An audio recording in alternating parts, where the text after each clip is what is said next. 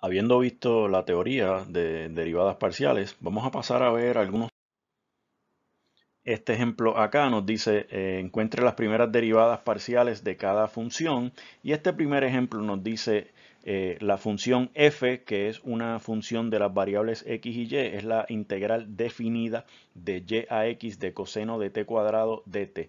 Queremos calcular entonces, por ejemplo, la derivada parcial de f con respecto a x, ¿verdad? La derivada general en el punto xy.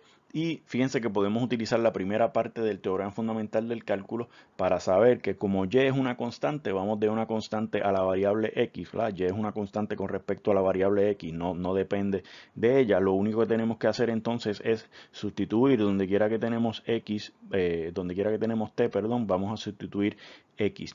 Y tenemos entonces por acá coseno de x al cuadrado, y esa sería, por el teorema fundamental del cálculo, la derivada parcial con respecto a x de la función f, coseno de x cuadrado. Recuerden que si no conocen o no se dan cuenta que podemos utilizar directamente el teorema, la primera parte del teorema fundamental del cálculo, pues siempre pueden utilizar la definición. ¿Sí?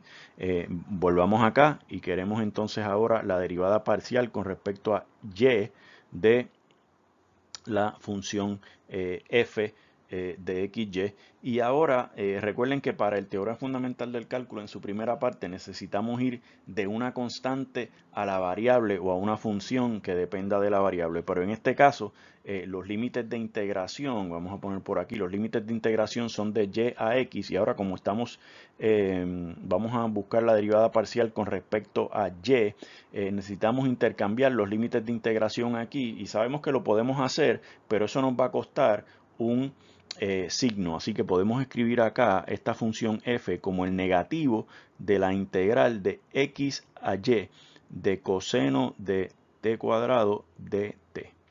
¿Sí? Y ahora con esta nueva forma, que es equivalente, es igual, podemos buscar entonces la derivada parcial utilizando la primera parte del teorema fundamental del cálculo, la derivada parcial con respecto a y de nuestra función f, que va a ser entonces el negativo, ese negativo que tenemos afuera, y adentro tenemos entonces coseno de, en vez de x, ahora estamos sustituyendo y al cuadrado.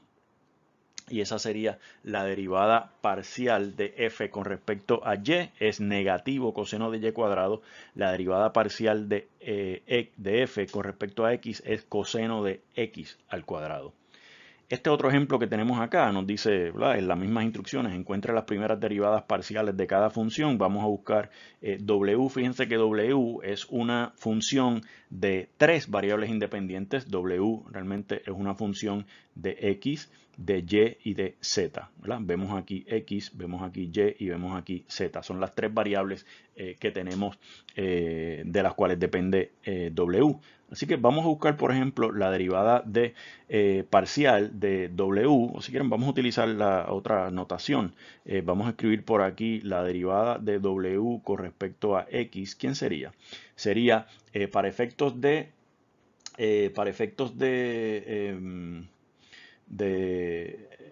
de x, tanto la y como la z son constantes. Así que vamos a tener la derivada sería 1 sobre x más 2y más 3z por la derivada parcial, si queremos vamos a arreglar la cadena, la derivada parcial con respecto a x de x más 2y más 3z, que sabemos que esto es, vamos a copiar otra vez, la derivada con respecto a x de x más 2y más 3z, vamos a poner por aquí, para efectos de x esto tiene derivada 0, para efectos de x esto tiene derivada 0, y para efectos de x tiene derivada 1. Así que tenemos aquí 1 por 1 más 0 más 0, que es 1, así que la derivada parcial de w con respecto a x es 1 sobre x más 2y más 3z.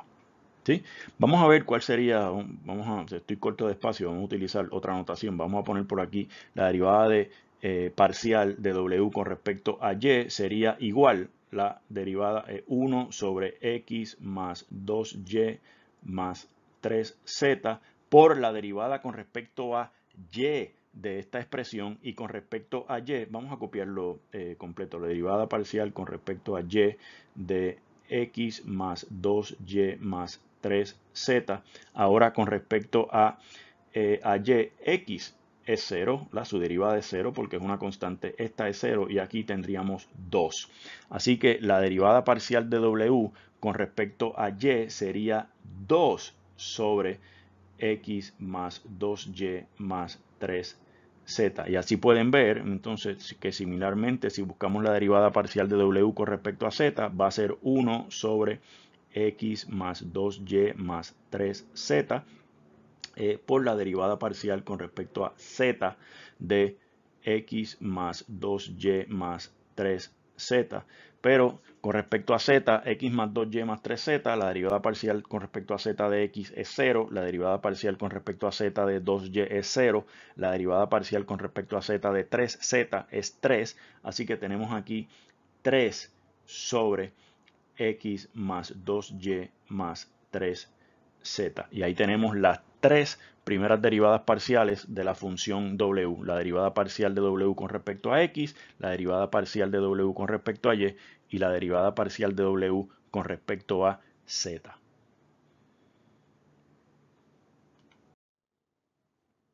Acá nos dicen, encuentre la derivada parcial con respecto a y en el punto 2, 1, negativo 1 para la función f de x, y y z igual a y sobre x más y más z.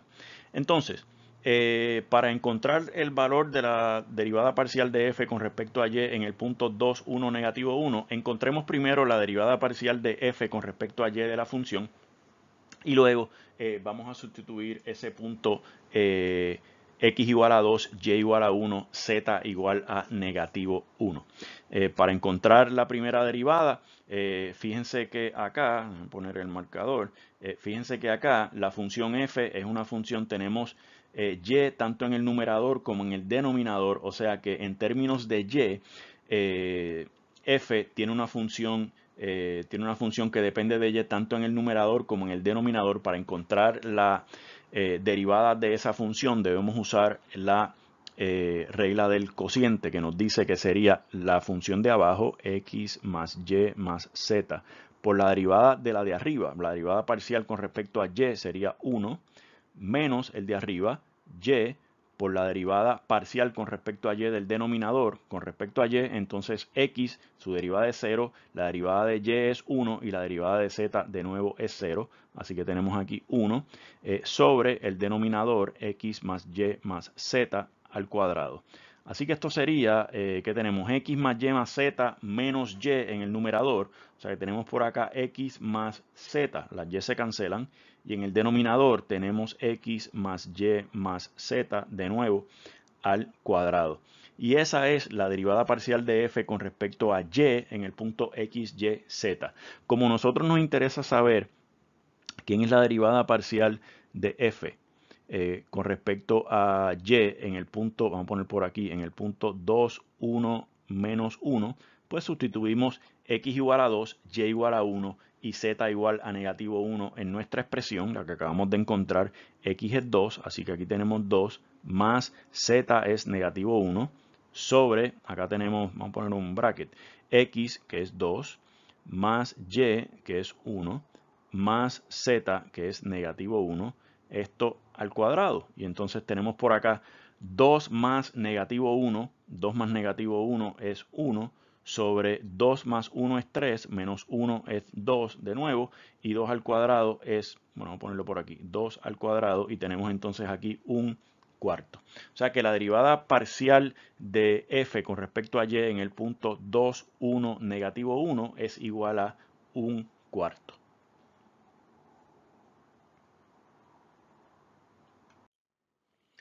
Y bueno, aquí entonces nos piden encontrar la derivada parcial de z con respecto a x, la derivada parcial de z con respecto a y, si seno de x, y, z es igual a x más 2y más 3z. Entonces fíjense que aquí la función z, vamos a escribir por aquí, la función z es una función de x y de y, ¿ok? O sea que vamos a estar considerando la función z que está definida de manera implícita por esta ecuación seno de xyz es igual a x más 2y más 3z. Queremos buscar primero, poner por aquí, queremos buscar primero la derivada parcial de z con respecto a x y la tenemos que buscar de manera implícita para seno de xyz igual a x más 2y más 3z. Así que lo que vamos a hacer es aplicar el operador de derivada parcial con respecto a x de esta expresión. Tiene que ser igual a la derivada parcial con respecto a x de esta otra expresión porque ambas expresiones son iguales. Así que a mano derecha quizás es más simple ver por acá que tenemos aquí la derivada parcial de con respecto a x de x es 1, la derivada parcial con respecto a x de 2y es 0 porque y no es función de x y la derivada parcial de 3z sería más 3 veces la derivada parcial de z con respecto a x. A mano izquierda tenemos seno de xyz, su derivada parcial con respecto a x sería coseno de xyz, aquí fíjense que tenemos que utilizar la regla de la cadena, coseno de xyz por la derivada parcial con respecto a x de xyz.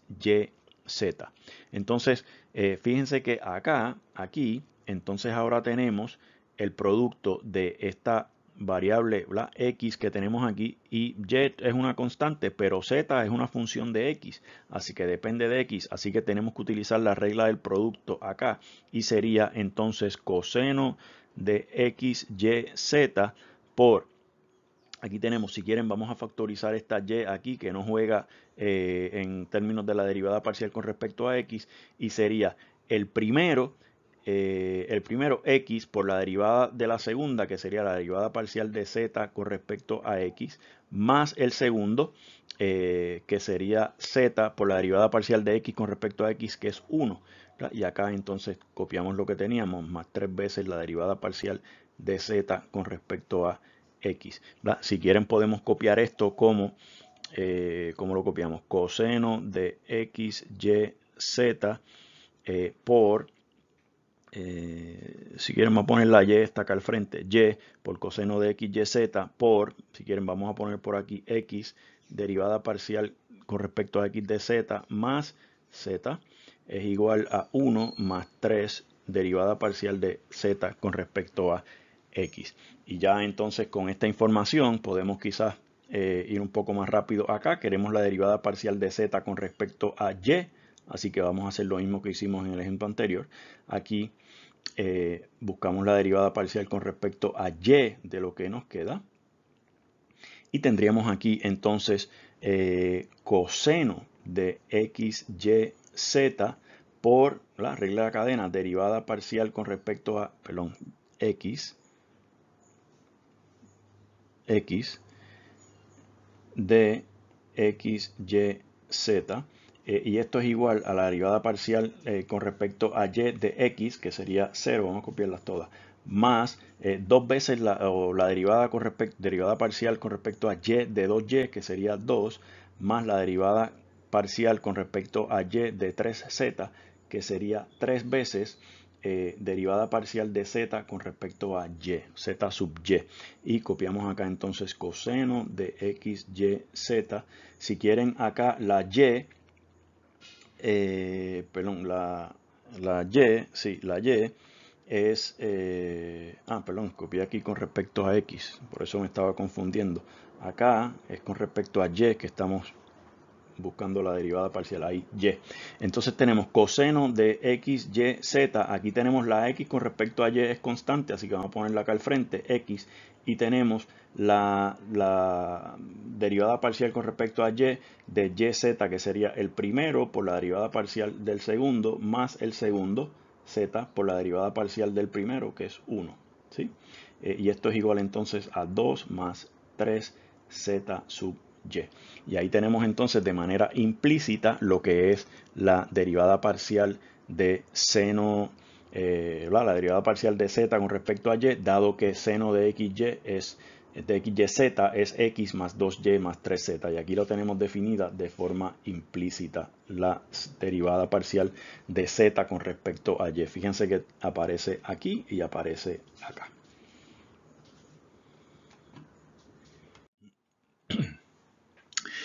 Este ejemplo dice, una de las leyes de Poiseuille dicta que la resistencia R de la sangre fluyendo a través de una arteria es R igual a C por L sobre R a la 4, donde L y R son el largo y el radio de la arteria respectivamente, y C es una constante positiva determinada por la viscosidad de la sangre.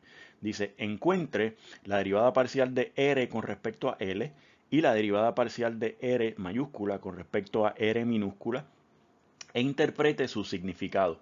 Lo que se conoce como las leyes de Poiseuille son en honor al médico y fisiólogo francés del siglo XIX, Jean-Louis Marie Puiseuille, que nació el 22 de abril del 1799 y murió un día después de Navidad, el 26 de diciembre de 1869, o sea que murió allá en el siglo XIX, en la segunda mitad del siglo XIX. Jean-Louis Marie fue capaz de formular una expresión matemática del flujo de fluidos en tubos circulares, así como arterias y venas, para el caso luminar, ¿verdad? Que es el caso de sin turbulencia. En Alemania había un ingeniero hidráulico que estaba más o menos para el mismo tiempo trabajando en este mismo problema, de nombre Gotthelf Hagen. Y él descubrió de forma independiente esta relación. Por eso esta ecuación, en muchas ocasiones, esta R igual a C, R mayúscula, igual a C por L sobre R a la 4, en ocasiones se le conoce como o como las ecuaciones de Hagen-Puiseuille.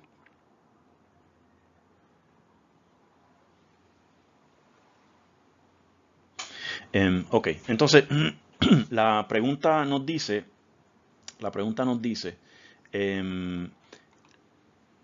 encuentre la derivada parcial de R con respecto a L. Por ejemplo, vamos a hacer esa primero. Tenemos aquí, vamos a poner por aquí, R es, déjame cambiar el color, vamos a ponerlo en negro. Vamos a poner por aquí, R es CL sobre R minúscula a la 4, y queremos la derivada parcial de esto con respecto a L. Así que si buscamos la derivada parcial con respecto a L a mano izquierda, esta va a ser la derivada parcial con respecto a L en la derecha.